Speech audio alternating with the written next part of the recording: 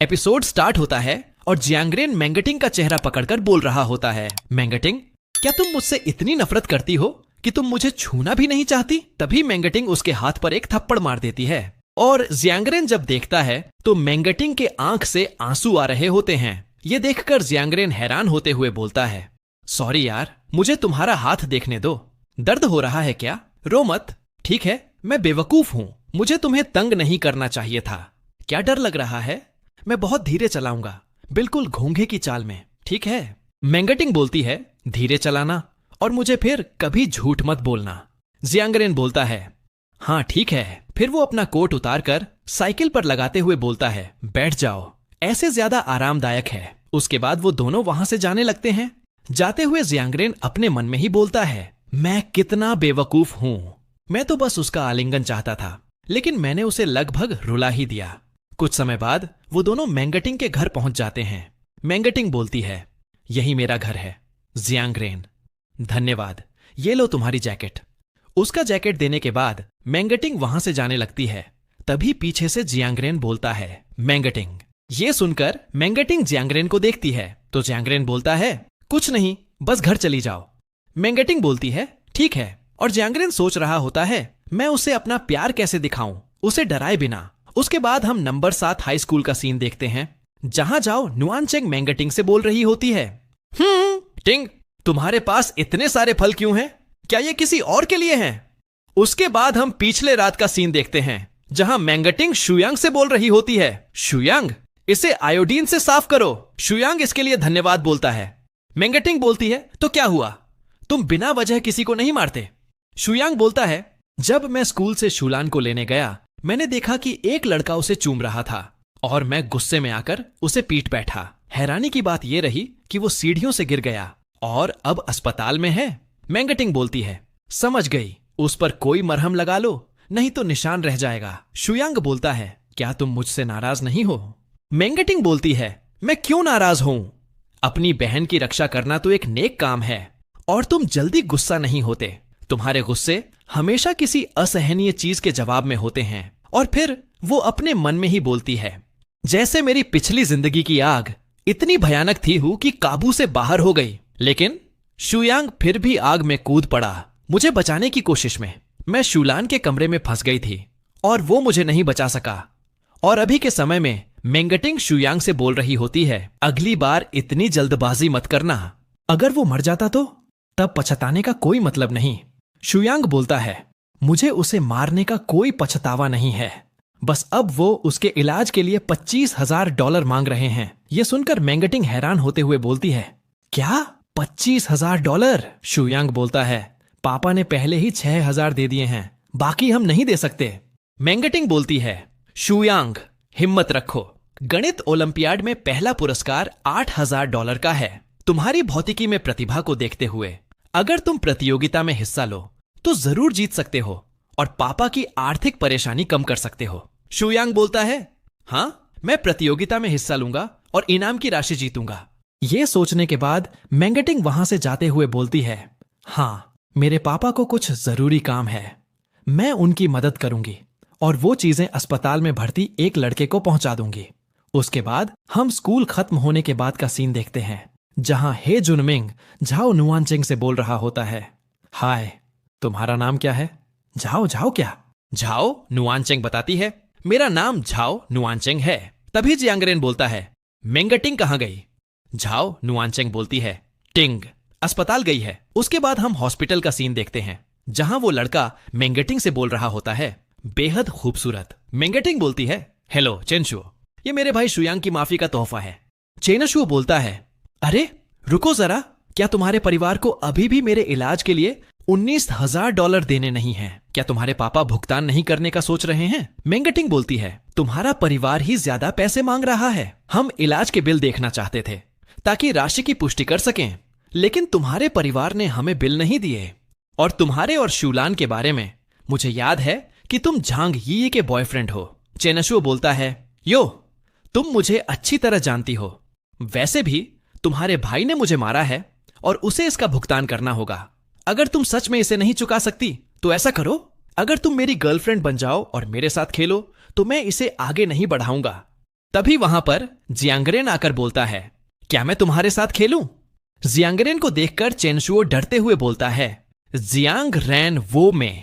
लेकिन जियांगरेन उसके पास जाकर एक मुक्का मारता है।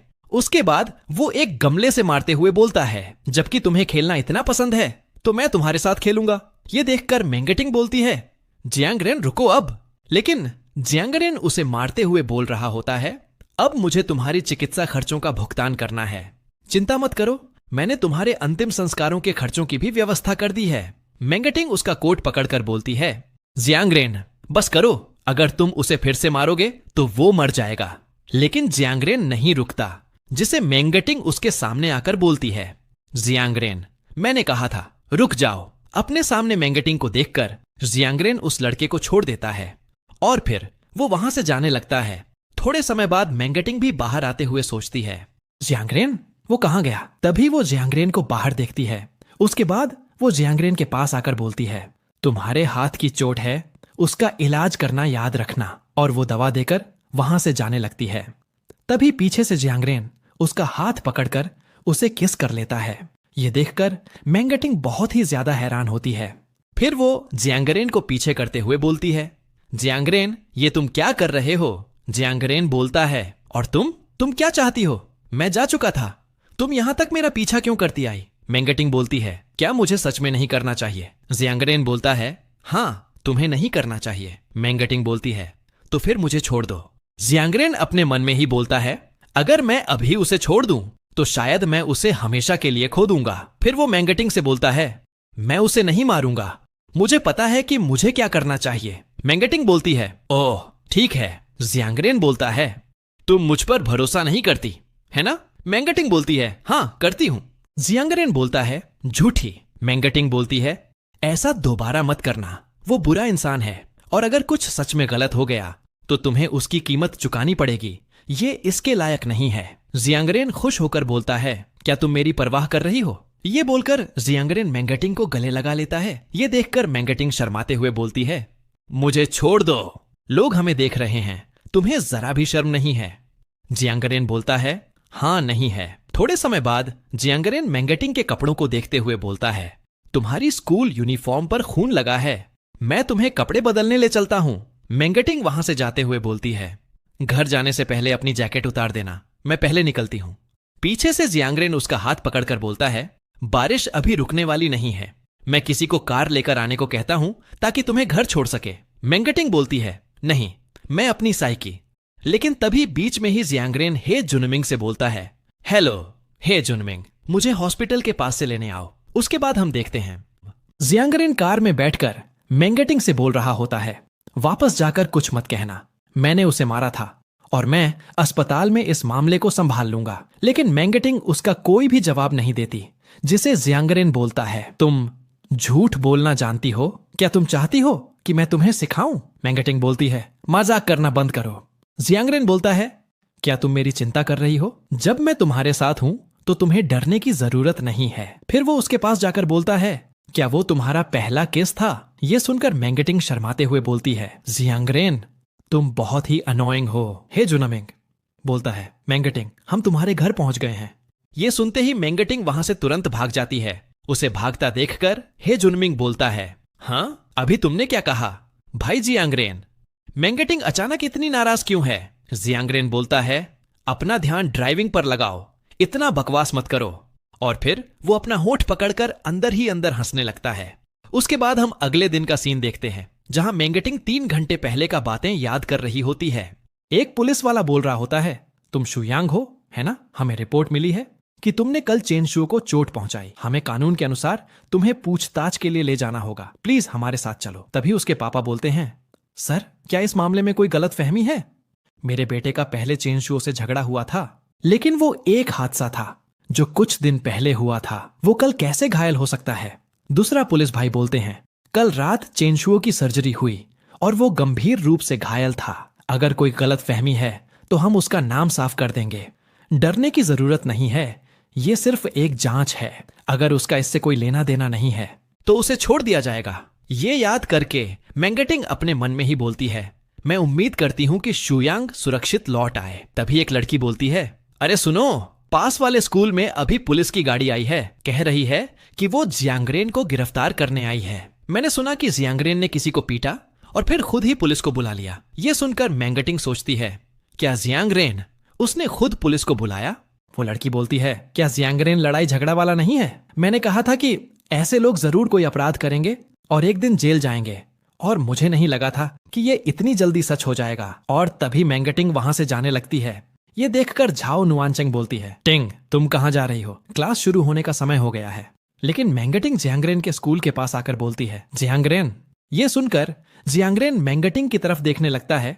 फिर वो एक स्माइल करके बोलता है, दरवाजा खोलो और मुझे अभी ले चलो। ये बोलने के बाद जियांगरेन वहां से जाने लगता है और पीछे से मैंगटिंग बोल रही होती है, जियांगरेन। उसके बाद हम पुलिस स्टेशन का सीन देखते हैं, जहां एक लेडीज पुलिस मैंगटिंग से बोल रही होती है, यहां बैठो और इंतजार करो, तुम्हारा दोस्त अंदर बयान दे रहा है। छोटी बच्ची, मैंने सुना तुम्हारा दोस्त ने किसी को पीटा है। मैंगटिंग बोलती है, क्या उसे मुसीबत होगी? वो पुलिस लेडी बताती है, ये इस पर निर्भर करता है कि क्या वे इसे निजी तौर पर सुलझा सकते हैं। अगर नहीं तो शायद उसे हिरासत में लिया जाएगा।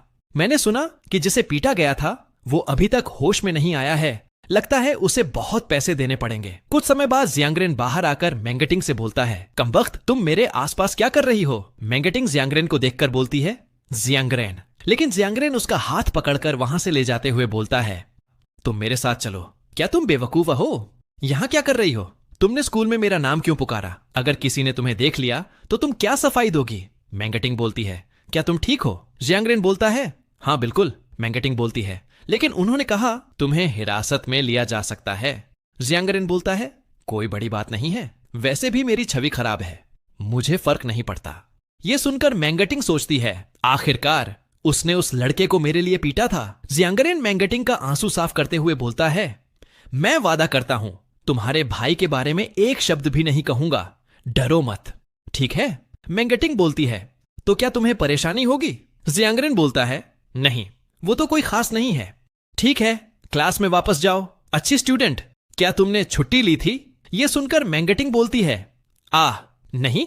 जियांगरेन बोलता है, तो अच्छे स्टूडेंट भी स्कूल छोड़ते हैं, है ना? उसके बाद जियांगरेन मैंगटिंग को जाते हुए देखकर अपने मन में ही बोलता है, मुझे पता है कि वो मुझसे मिलने आई, क्योंकि उस घटिया इंसान को मारने के बाद उसे गिल्ट हुआ, लेकिन मैं उसका गिल्ट नहीं चाहता। और दूसरी तरफ मैंगटिंग जियांगरेन को देखते हुए अपने मन में ही बोलती है, बाद में जियांगरेन द्वारा चेनशू को मारने की घटना ने काफी हंगामा मचा दिया।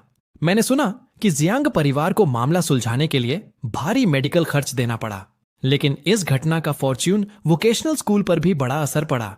यहां तक कि स्कूल की छात्र भर्ती पर भी असर पड़ा। प्रभाव को कम करने के लिए स्कूल ने जियांगरेन को सजा दी। जियांगरेन के भयानक गुस्से के साथ क्या वो चुपचाप सजा स्वीकार करेगा और सबके सामने लिखित आत्म आलोचना पढ़ेगा? उसके बाद हम एक टीचर को देखते हैं जो जियांगरेन से बोल रहे होते हैं, वो तो बस चाहते हैं कि तुम एक साधारण लिखित आत्म आलोचना पढ़ो और सबके सामने माफी मांगो। तुम ऐसा करने को तैयार क्यों नहीं हो? क्या तुमने सोचा है कि तुमने उसे कितनी बुरी तरह मारा है? जियांगरेन बोलता है, क्या माफी? टीचर बोलते हैं, हंस क्यों रहे हो? जब तुम अपने टीचर से बात कर रहे हो तो खाना बंद कर सकते हो। जियांगरेन बोलता है, मुझे सिगरेट पीनी है, मैंने पूरी तरह छोड़ी नहीं है अभी। टीचर उसे एक पेपर देते हुए बोलते हैं, यह लिखित आत्म आलोचना की एक नमूना प्रति है, बाद में पढ़ लेना। जियांगरेन बोलता है, मैं इसे पढ़ना नहीं चाहता, अगर और कुछ नहीं है तो मैं जा रहा हूं। यह सुनकर टीचर उस पर चिल्लाते हुए बोलते हैं, जियांगरेन, क्या तुम्हें पता है कि इस घटना का कितना असर पड़ा है और तुम्हारी साख कितनी खराब हो गई है? अब बात सिर्फ हमारे स्कूल तक नहीं रही, पड़ोस के नंबर 7 हाई स्कूल को भी तुम्हारे बारे में पता चल गया है। तुम स्टूडेंट हो, कोई गैंग लीडर नहीं। तुमसे हॉलवे में मिलने वाले स्टूडेंट तुमसे डरते हैं। क्या यह बेहुदा नहीं है? अगर तुम वो प्रति पढ़ना नहीं चाहते तो जाओ खुद प्रिंसिपल से कहो, ये प्रिंसिपल की व्यवस्था है। जियांगरेन उनके पास आकर बोलता है, अगर मैं इसे सबके सामने पढ़ूं तो क्या नंबर 7 हाई स्कूल भी सुन पाएगा? टीचर बोलते हैं, मुझे लगता है ऐसा ही है, आखिर स्कूल हमारे ठीक बगल में ही है। कुछ समय बाद का सीन देखते हैं। जियांगरेन बोल रहा होता है, हेलो सभी को, मेरा नाम जियांगरेन है, अब मैं अपनी आत्म आलोचना पढ़ने जा रहा हूं। यह सुनकर झाओ नुआनचेंग बोलती है, हे भगवान, क्या मैंने गलत सुना? जियांगरेन अपनी आत्म आलोचना पढ़ रहा है। उसने अचानक अपना मन कैसे बदल लिया और दूसरी तरफ जियांगरेन बोल रहा होता है, मुझे उस लड़के को नहीं मारना चाहिए था और इसके लिए मुझे अफसोस है। मैं चाहता हूं कि वो जल्दी ठीक हो जाए। अब से मैं सभी छात्रों के साथ अच्छा व्यवहार करूंगा और एक बेहतर इंसान बनने की कोशिश करूंगा। मैं उम्मीद करता हूं कि आप मुझे माफ कर देंगे और ये विश्वास करेंगे कि मैं बदल सकता हूं। और हाँ, मेरी मिसाल मत अपनाना। तुम पूछते हो कि मैंने उसे क्यों मारा? सिर्फ इसलिए क्योंकि मैं उसका चेहरा बर्दाश्त नहीं कर सका। यह सुनकर हे झुनमिंग बहुत ही खुश हो रहा होता है और जियांगरेन बोल ले जा रहा होता है, एक बार फिर मुझे बहुत अफसोस है। अगर नंबर 7 हाई स्कूल के कोई लोग सुन रहे हैं तो क्यों ना एक तालियों की गूंज हो जाए। यह सुनकर एक लड़का ताली बजाते हुए बोलता है, हे भगवान, ये तो बेहद मजेदार है। उसने जो बहाना दिया वो कितना हल्का था और वो कितना घमंडी है। तभी टीचर बोलती है, इतनी हलचल क्यों? चुप हो जाओ। तुम लोग बेस्ट क्लास का खिताब जीतना चाहते हो या नहीं? अगर शोर मचाया तो मैं तुम्हारी क्लास के अंक काट दूंगी। और तभी मेंगटिंग भी ताली बजाते हुए बताती है, जियांगरेन द्वारा चेनशुओ को मारने की घटना तब खत्म हुई जब उसने सार्वजनिक रूप से अपनी आत्म आलोचना पढ़ी और मेरे परिवार को चेनशुओ के परिवार द्वारा मांगे गए अतिरिक्त इलाज के खर्च नहीं देने पड़े। सब कुछ फिर से सामान्य हो गया जब तक कि वो आदमी नहीं आया। और इसी के साथ एपिसोड 10 खत्म होता है और आप लोग वीडियो को लाइक और चैनल को सब्सक्राइब कर लो। चलो मिलते हैं अगला एपिसोड।